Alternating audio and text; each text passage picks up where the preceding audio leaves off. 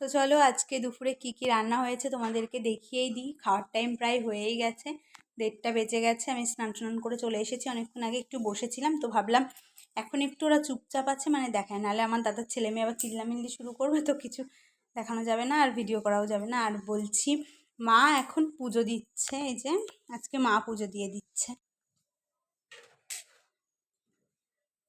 এই যে মা পুজো দিচ্ছে, পুজো দেওয়া হয়ে গেলে তারপরে আমরা খাওয়া দাওয়া করব।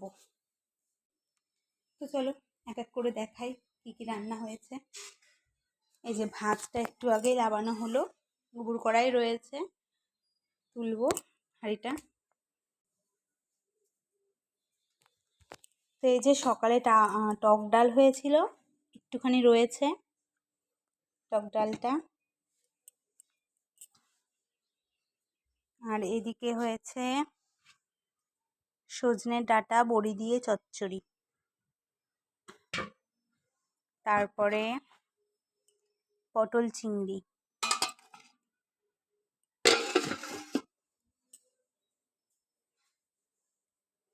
আর এখানে চাটনি, আমের টক বা চাটনি যা বলবে। আর এখানে হয়েছে ইলিশ মাছ, ইলিশ মাছের ঝাল। আর পাঁপড় ভাজার ইচ্ছা ছিল, দেখা যাক এখন ভাজি কিনা। আর মিষ্টি দই তো আছেই, আজকে এটাই। আর মা আবার বিকেলে চলে যাবে, বৌদিও চলে যাবে। মাকে বলেছিলাম থাকতে 2 দিন, তো কালকে আরোহীর আবার আঁকা পরীক্ষা আছে, সেখানে যাবে, সেই জন্য মাকে বাড়ি যেতেই হবে। মাই যেহেতু নিয়ে যাবে, বৌদি তো ছেলেকে নিয়ে যেতে পারবে না।